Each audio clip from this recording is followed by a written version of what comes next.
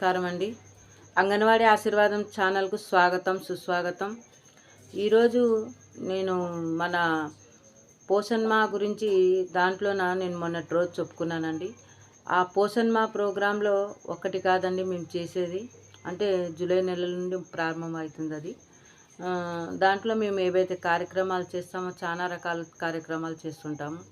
అంటే ఇప్పుడు నిన్నటి రోజు నేను పోషణ్ కార్యక్రమాల్లో చేసే విధాల్లో కొన్ని చెప్పుకున్నానన్నమాట.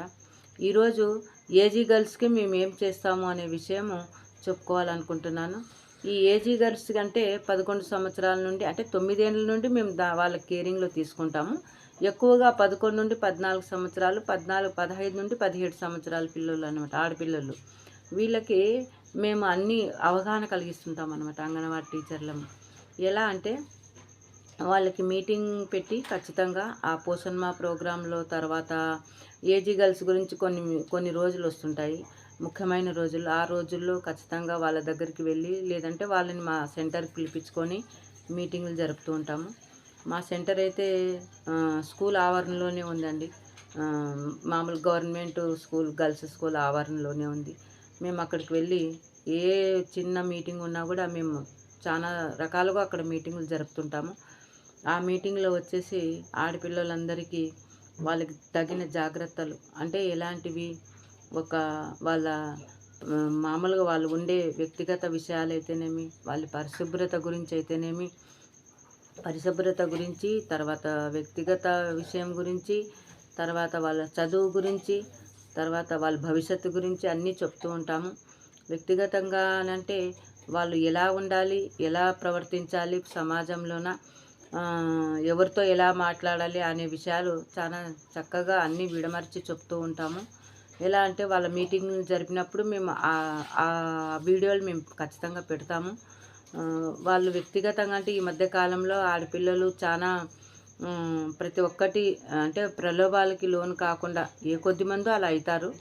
అలాంటి వాళ్ళు కూడా ఏమాత్రం ప్రలోభాలకు లోను కాకుండా మీరు చదువులో శ్రద్ధ పెట్టాలమ్మా, తల్లిదండ్రుల మీద శ్రద్ధ పెట్టాలి అనే విషయాలు ఖచ్చితంగా మేము చెప్తూ ఉంటాము.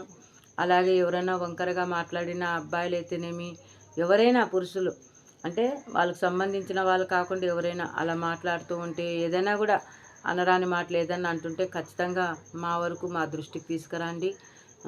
మేము ఖచ్చితంగా వాళ్ళకి ఏదో ఒకటి మేము, అంటే అనకూడని మాటలు ఏమన్నా అసాంఘిక కార్యక్రమాలు జరిగితే వాళ్ళ విషయంలో ఖచ్చితంగా మా దృష్టికి తేండి, లేదు టీచర్ల దృష్టికి తేండి, లేదు ఎవరికి తెలియదు అనుకోండి ఫోన్ చేయండి అనేసి ఫోన్ నెంబర్ ఇస్తాం, టోల్ ఫ్రీ నెంబరు. తర్వాత వచ్చేసి ఎవరికైనా బాల్య వివాహాలు జరుగుతూ ఉంటే, కొద్దిమంది స్లమ్ ఏరియా కదండి ఇది, ఇక్కడే కాదు ప్రతి చోట చెప్తూనే ఉంటామన్నమాట బాల్య వివాహాల గురించి. అమ్మ ఈ వయసులో మీరు ఎవరైనా వివాహం చేసినా ఖచ్చితంగా మా దృష్టికి తీసుకురండి, మీరు చదువుకోవాలి అనే విషయం మేము అన్నీ వివరిస్తూ ఉంటాము.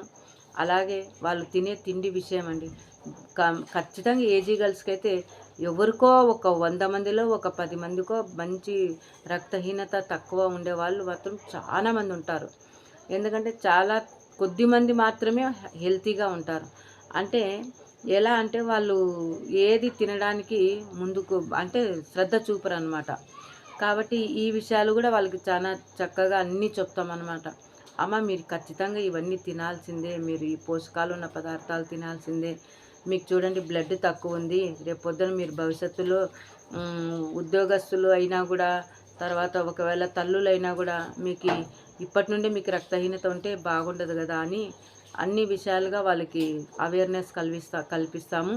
చదువు విషయంలో చాలా అవేర్నెస్, అంటే వాళ్ళు చదువుకుంటే ఎలా ఉంటుంది అనే విషయంలో కూడా అవేర్నెస్ కలిగిస్తూ వాళ్ళకి ప్రోత్సాహకరంగా సైకిల్ ర్యాలీలు జరుపుతామండి. అలాగే ఆ సైకిల్ ర్యాలీలో ఖచ్చితంగా ఆడపిల్ల చదువు విషయం అయితేనేమి, వాళ్ళ వ్యక్తిగత విషయాలైతేనే పాంప్లెట్ల రూపంలో రాసి మేము ఖచ్చితంగా ర్యాలీలో పాల్గొనేలా చేస్తాము.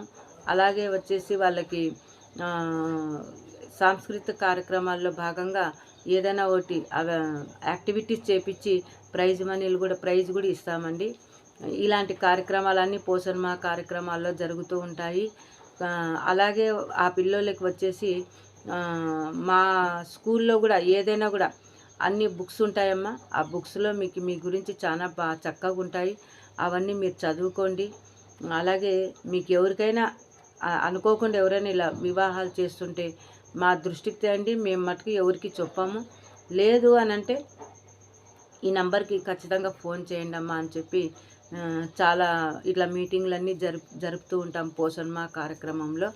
ఇలా ఈ పోషణమా కార్యక్రమంలోనే ఇన్ని ఉంటే ఇంకా మిగతా కార్యక్రమాలు ఎన్ని ఉంటాయి అంటే, మేము ఇక్కడ ప్రీ స్కూల్ చెప్పుకుంటూ, తర్వాత టీహెచ్ఆర్ చేసుకుంటూ, మళ్ళీ మా రికార్డ్ వర్కు, ఫోన్ వర్కు ఇవన్నీ చేసుకుంటూ, మళ్ళీ మాకు మా అధికారులకు రిపోర్ట్లు ఇచ్చేది ఉంటుంది.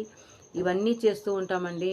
ఇలా చేస్తూ ఖచ్చితంగా ఇన్ని పనులు చేస్తుంటాము. ఈ పనులు నిజంగానే ఎవరికి తెలియవన్నమాట.